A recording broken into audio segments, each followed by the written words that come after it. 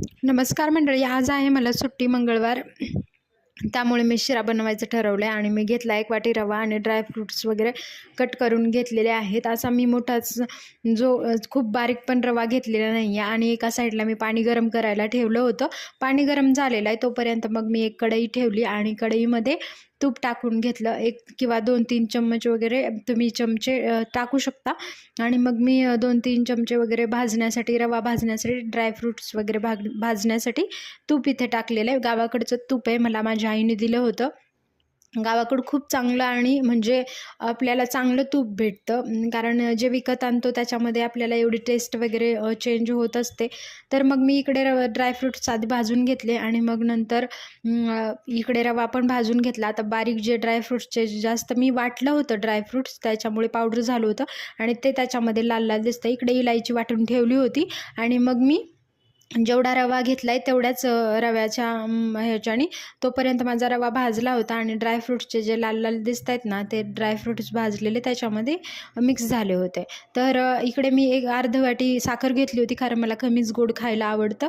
आणि मग रवा होता 1 वाटी, त्यामुळे मी अर्धी वाटीच्या थोडंसं जास्त घेतली होती साखर. आणि मग नंतर मी रव्यामध्ये साखर टाकून घेतली. आता दूध मी आणलं नव्हतं, त्यामुळे मग मी पाणीच टाकून बनवणार आहे. पाणी टाकलं 2-3 वाटी वगैरे, तुम्ही अंदाजे टाकू शकता. मी पण अंदाजेच टाकले, कारण मोठा रवा होता त्याच्यामुळे पाणी तसं जास्तच लागतं. पाणी मग थोडा वेळ आता बघितलं, मग जे पाणी शोषून घेतलं रव्याने आणि मग 2-3 मिनटं किंवा आपल्याला ते झाकून ठेवायचं आहे. मग मी 2 मिनटं असं झाकून ठेवल्यानंतर उघडून बघितलं तर चांगला रवा शिजला होता. मग थोडासा शिजला होता तेव्हा मी ड्रायफ्रूट्स वगैरे भाजलेले टाकून दिले. त्याच्यामध्ये काजू, बदाम आणि पिस्ता मी 2-3 टाकले होते आणि इलायची पावडर पण त्याच्यामध्येच टाकली होती. आता मी अशा प्रकारे आपल्याला 2-3 मिनटं ते अजून ठेवायचं आहे, परत झाकून ठेवायचं आहे.